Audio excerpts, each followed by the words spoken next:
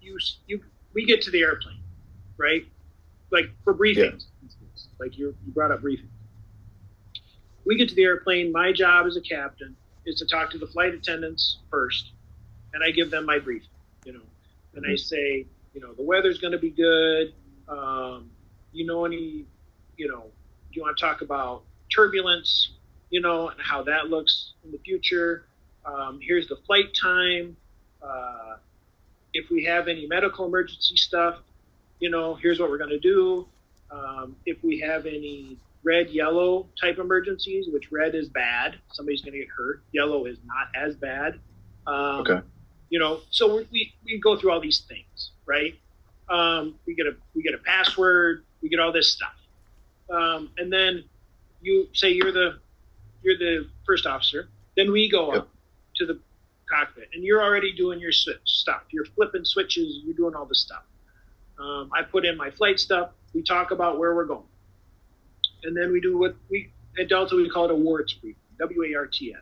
It's Okay. weather, normals, runway, terrain, or taxi, and then special pages.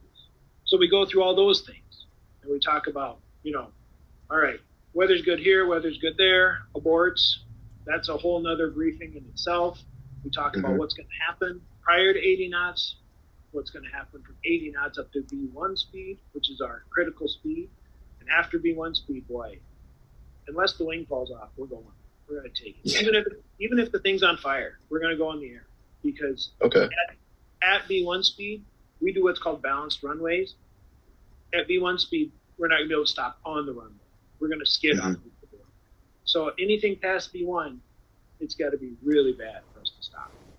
Okay. So, What would be really bad for you to stop? Like, what would that be? I mean, it literally have to be something where I don't think the airplane will fly. Okay.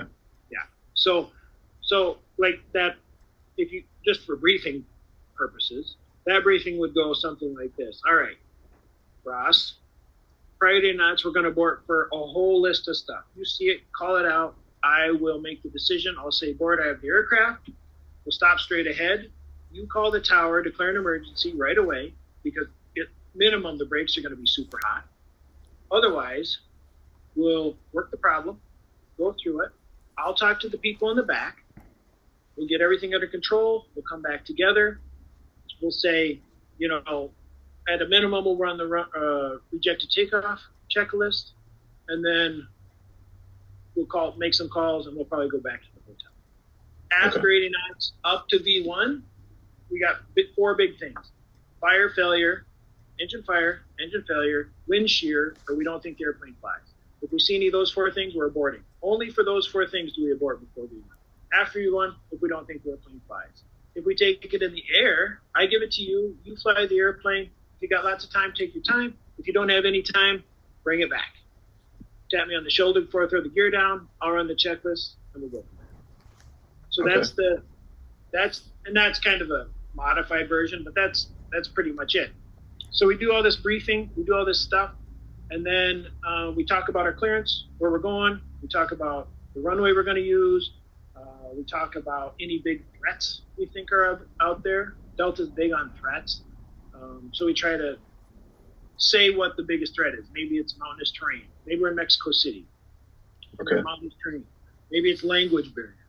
Maybe it's transition altitudes. We go 18,000 feet is our transition altitude. Or maybe it's different because we're in Mexico.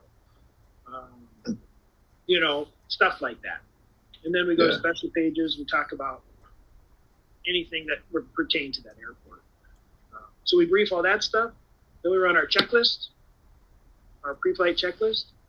And then, usually we get our numbers. And then our numbers are the speeds at which we're going to take off. They give us a V1 speed, a rotate speed, a V2 speed, those kinds of things that we have to actually enter into the box, and we verify them. And then it's go time. So then we push back, and during the push, before the push actually, we do a pushback checklist, and then during the push, usually they say start engines. So you start the engines. I pay attention outside in case something would happen. We break a tow bar. We want to make sure everybody's clear. So 2 years ago, so we do all these things. Yeah. 2 years ago, crew in Oakland, California. They push the airplane back. Captain's in a hurry. He wants to get to his next layover or back home, probably. Hmm. And FO starts the engines. Captain says, all right, wave, I got the wave off. They're all clear. Let's go. And he just gooses the power. And the tug was still attached to the airplane. And all of a sudden, these guys go running, sprinting out of the way, and he takes the left engine and rolls right up onto the tug. Shells the engine, of course. Nobody got hurt, thank God. But stuff like that, So, in my opinion, there's just no time for hurry ever. And I always talk to my partner and say, hey, if you feel rushed, I will stop this airplane no matter where, no matter what. There's just no reason for it. Yeah. So, and then to finish the briefing statement, so we have 3 big briefings. We have the flight center briefing, we have that wards briefing, which is the before takeoff briefing, and then we've got a NATS briefing, which is the descent and approach phase briefing. So we brief NAT stands for NOTAMs, the arrival, the approach, again, threats. They're big on threats and against special pages. So as you're in cruise, probably hour, 45 minutes to an hour before you get there, you do this. You go through all the NOTAMs, which I don't know if you've looked at NOTAMs lately, but they're out of control. There's a million for every airport. It's crazy. So you flip through the NOTAMs, make sure there's nothing there. Then you go, okay, we're going to do this arrival. We do published arrivals, as in the big airplanes. At the big airports, we do published arrivals. And then what approach you're going to do, how you're going to do it, how you're going to get there. Again, threats, special stuff.